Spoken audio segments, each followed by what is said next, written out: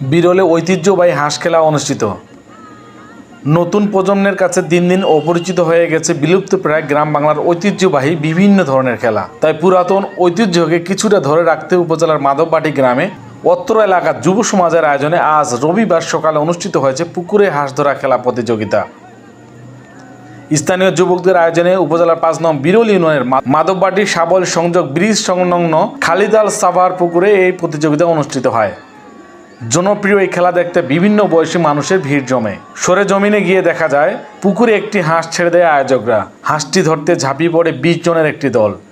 পুকুরের চারপাশে জড়ো হয়ে থাকা অসংখ্য মানুষ করতালি দিতে থাকে। হাঁস ধরতে শুরু হয় হইচই। প্রতিযোগীরা কখনো সাঁতার কাটে, আবার কখনো ডুব দিয়ে লেগে থাকে হাঁসটির পিছনে। খেলা দেখতে আসা বেশ কয়েকজনের সাথে কথা বলে জানা যায়, বেশ কয়েক বছর আগে পুকুরে হাঁস খেলা দেখা যাচ্ছিল, কিছুদিন ধরে এই খেলা আর দেখা যাচ্ছে না। গতকাল রাতে মাইকিং করে জানানো হয়েছিল আজ নাকি হাঁস খেলা হবে, এজন্য আসছি খেলা দেখতে। খেলা দেখে ভালো লাগলো। এটা হচ্ছে গ্রাম বাংলার ঐতিহ্যবাহী খেলা।